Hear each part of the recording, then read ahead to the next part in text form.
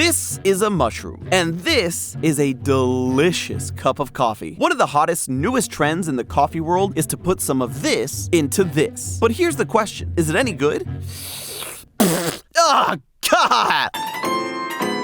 Hello, Internet. Welcome to Food Theory, the show that puts the fun in fungi.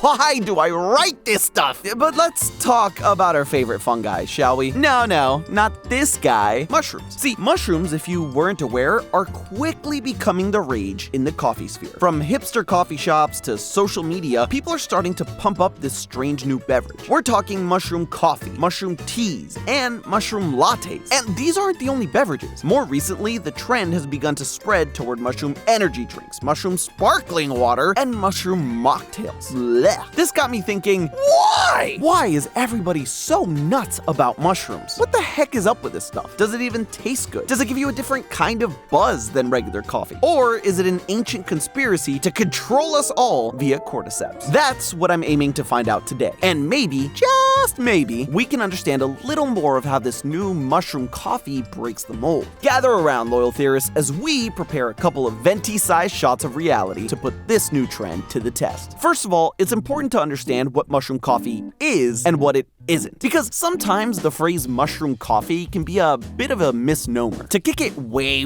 back, we should start with what a regular cup of coffee is and how it's made. Regular coffee comes from filtering hot water through ground up coffee beans. The water absorbs the flavor from the coffee grounds as it seeps down, and voila, a cup of coffee. You know this, I know this, so what the heck is mushroom coffee? See, you might think that it would work the exact same way, just replacing coffee grounds for mushroom grounds. But it works a little bit differently. It's actually a combination of ground up mushrooms in addition to ground up coffee beans. Place your mixture of mushrooms and coffee beans in a filter, heat up the water, pour over, and biggity bam! Done. So really, it's not mushroom coffee per se, but coffee with mushrooms. It might be more accurate to call it cough rooms or mushfee, cough mush. Let me try one more. Cough mushy room. Nailed it! Some common words associated with the flavor of this hybrid drink might be things like earthy or funky or complex. Fancy ways to say it tastes like dirt. Jokes aside, technically there are some people and brands out there brewing straight up mushroom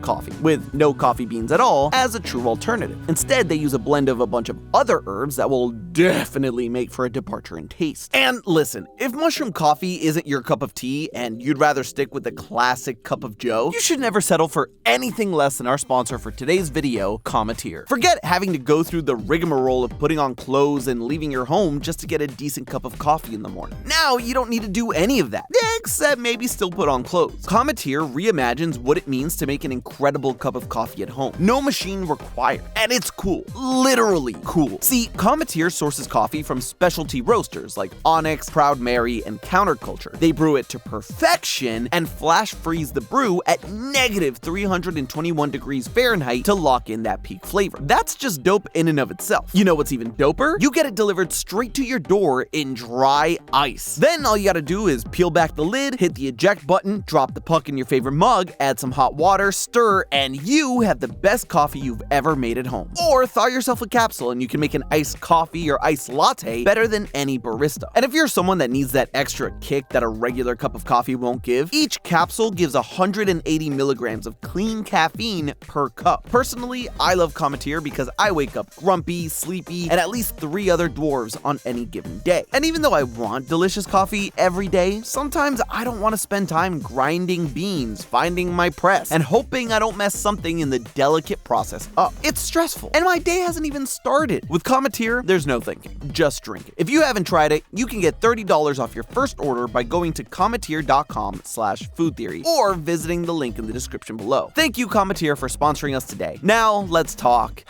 mushrooms. So what, can I just grab any mushrooms off my pizza or off the tree in my backyard and throw them in my coffee machine? No.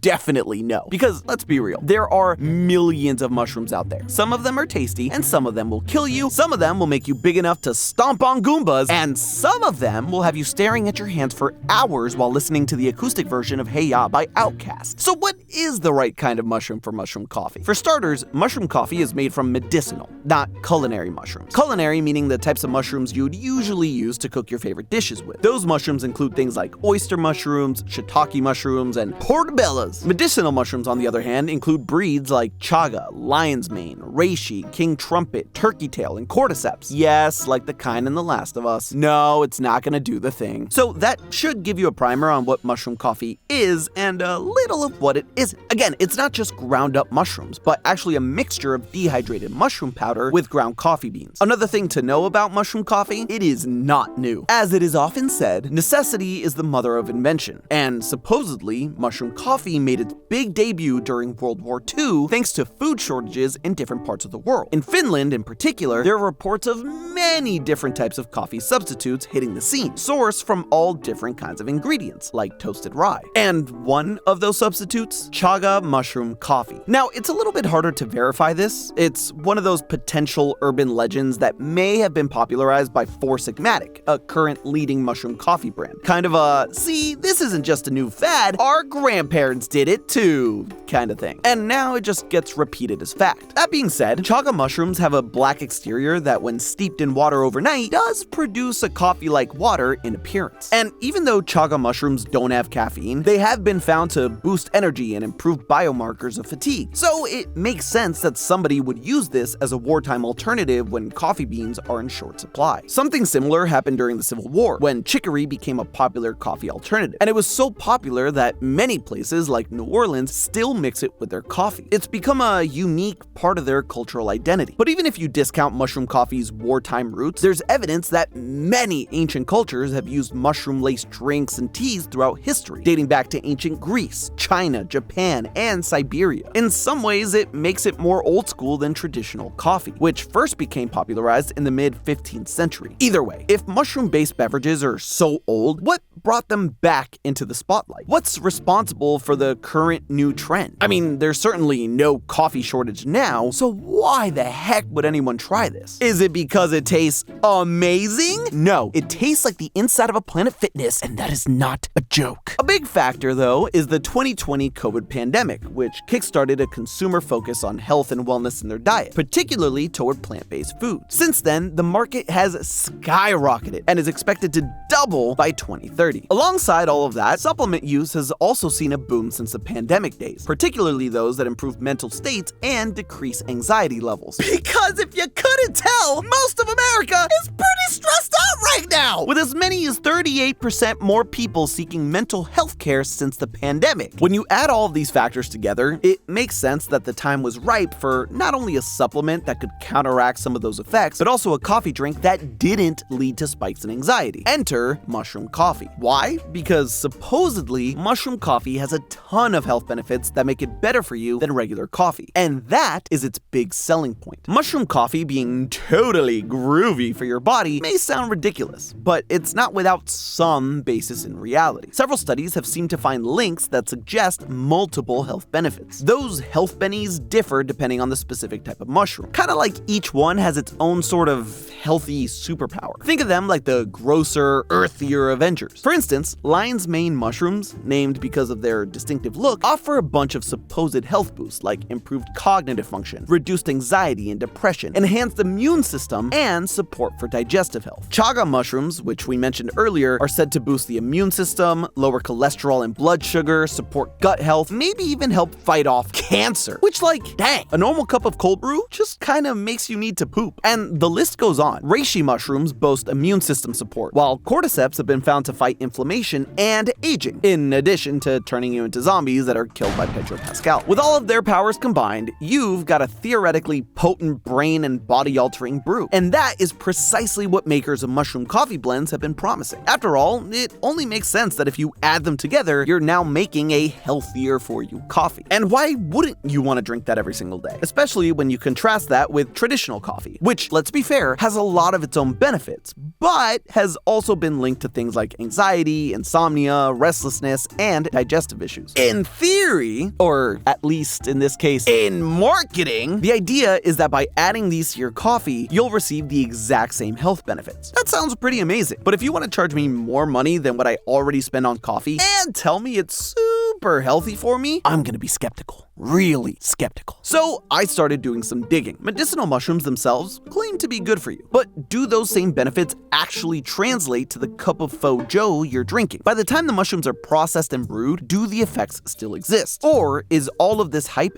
based on an untested idea? Bad news for you mushroom maniacs, and strike one for mushroom coffee. Notice how I kept saying supposed benefits? Many of the studies around the benefits of medicinal mushrooms in general have an important caveat. The amount of research that's been done on humans has actually been very limited. This goes doubly for the effect of mushroom coffee specifically, of which, according to experts, there is almost zero actual research. But even if those studies could apply to humans and could apply to mushroom coffee, there's another strike against mushroom coffee. A lot of the brands don't even carry the recommended dosages to actually give you the theoretical health benefits. You see, you actually need around 2,500 milligrams of many of these medicinal mushroom supplements per cup to benefit from them. And not all mushroom coffee brands carry that dosage in just one cup. For example, Four Sigmatic, one of the more well-known brands in the space, has a dark roast that only has 1,500 milligrams of each mushroom per 12-ounce cup. And MaxFit has a coffee line that only has 500 milligrams of mushroom blend per cup. That's not to say that they're all like that, but it means that if you're not reading the label, you could be misled. That means for certain brands, you might need multiple cups to actually see any of these supposed health benefits to begin with. This type of issue actually has a nickname in the health product and supplement world: fairy dusting. The nickname describes the marketing tactic whereby a product hypes up a certain ingredient and its health benefits, but only includes a minimal amount of this ingredient. In some cases, a small enough amount that it might as well not be included at all. One notable example is turmeric, which requires a dose of at least 250 milligrams to be effective. But often there are multivitamins that boast doses as low as 6 milligrams in a vitamin. This also happens quite a bit in the skincare product industry, with products trying to go for whatever it word happens to be in vogue at the moment. Part of the reason mushroom coffee blends suffer from this has to do with the ingredients themselves. Like I said earlier, these ingredients are often very bitter, funky, and earthy. Naturally, the way to counteract this to make sure the mushroom coffee doesn't taste like dirt is to use other fillers to dilute the taste, or even to use less of the actual ingredient. So strike one, the studies aren't proven. Strike two, lots of brands don't even carry the recommended dosage. And all of that brings us to strike three. We're not even sure if our bodies are able to absorb the chemical compounds found in mushroom coffee at all. A lot of that has to do with how the mushroom coffee blends are processed. For starters, the specific part of the mushroom that's used for the blend is really important. You see, mushrooms have two main components. There's the fruiting body, which is the main part of the mushroom that you see, and then there's the mycelium, which is the root network. Which does mushroom coffee use? Again, it depends on the brand. Some use the fruiting body, some use the mycelium, and others use a combination of the two. A lot of people ask if one is better than the other, and there's actually a lot of debate about this in the science world. But right now, the evidence points to many of the important bioactive compounds that we link to the health benefits actually being the fruiting body, as opposed to the mycelium. So the part of the mushroom used in the coffee blend matters. But just as important is how these compounds are obtained from the mushroom, and whether or not they're extracted from the mushroom itself. You see, mushrooms have a rigid cell wall known as the chitin, and this cell wall actively hinders the important chemicals associated with mushrooms' health benefits from releasing during digestion. And the chitin stays present even when the mushrooms are ground up. That means if the mushroom blend manufacturers are just grinding up mushrooms, chitin and all, then that's gonna be present and limit your body's ability to absorb all the stuff you'd want from a medicinal mushroom. There are ways to extract the compounds to make the effects much more potent without the chitin getting in the way, but it's not cheap. To make sure you're not getting ripped off, you need to check the labels to make sure they're using A, the right parts of the mushroom, and B, extracting it correctly in a way that passes the supposed health benefits onto us. Maybe. By the way, many brands don't specify how they do all that stuff, so good luck. So yeah, the catch on mushroom coffee is that its whole shtick might not even be real. And that's not even mentioning the other things working against mushroom coffee, like the price. Mushroom coffee can cost up to twice as much as regular coffee. You'd think it'd be more affordable, or at least similarly affordable, seeing as how mushrooms literally grow on trees and pretty much anywhere else you can think of. But coffee bean plants are so prevalent around the globe and have had decades, even centuries, to build up the infrastructure for coffee trade. And look, if those things don't discourage you from drinking it and you like it, more power to you. After all, there are many people out there who prefer an earthier, funkier taste to their beverages. And it's also important to note that, yes, since mushroom coffee products are cut with mushrooms, they do have considerably less caffeine if that's something you're trying to cut down on.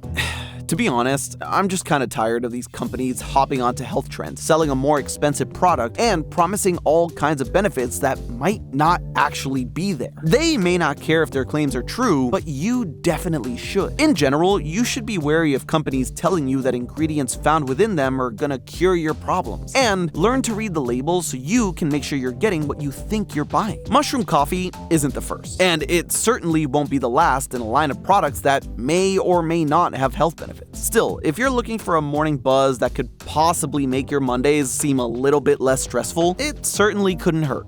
Besides the taste of it. But hey, that's just a theory. A food theory. Buen provecho. And hey, are energy drinks healthy now? Click the link on screen to find out more, and as always, I'll see you next week.